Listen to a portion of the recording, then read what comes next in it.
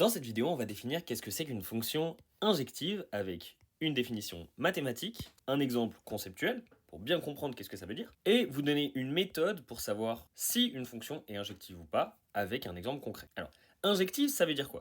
Ça veut dire qu'on n'a jamais deux fois la même image. Si on a la même image, ça veut dire qu'on a le même antécédent. Par exemple, les numéros de téléphone, c'est injectif, dans le sens où chaque personne, donc ça va être l'image, est associée à un seul numéro de téléphone. Si on avait un numéro de téléphone qui donnait deux images différentes, donc si ce numéro de téléphone, où un coup ça va composer, il y a Sarah qui répond, et l'autre coup en fait vous tombez sur Thibaut, ça veut dire que vous avez deux images pour le même antécédent, donc c'est pas injectif. Avec le graphique, ça se voit, injectif, moi j'ai l'image de la petite seringue, ça, vous piquez, et si vous tombez plusieurs fois sur la fonction, c'est que c'est pas injectif. Parce que ça implique que pour des antécédents différents, vous avez la même image.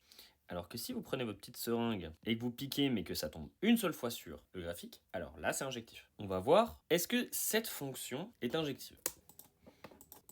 Pour faire cette démonstration, on va commencer par ça. Donc on va supposer qu'on a deux images qui soient les mêmes. Ça, je viens remplacer par les valeurs, c'est-à-dire que 2x1 plus 3 est égal à 2x2 plus 3. J'ai pris deux antécédents, ici, x1 et x2, qui me donnent les images suivantes. Et vu qu'on a la même image, on devrait arriver à la fin à x1 égale à x2. Et comme ça, on aura bien la définition de la fonction injective. Vu qu'on a la même image, alors on a le même antécédent. Donc là, je vais juste faire un développement mathématique. J'enlève les 3, je fais moins 3 de l'autre côté, et je divise par 2. Donc cette fonction est bien injective, puisque pour la même image, j'ai le même antécédent. Deuxième exemple, est-ce que cette fonction est injective? Alors je repars de la même définition. Je prends deux images de cette fonction qui sont les mêmes. J'ai x1 au carré qui serait égal à x2 au carré. Et est-ce que ça implique nécessairement que x1 égale à x2?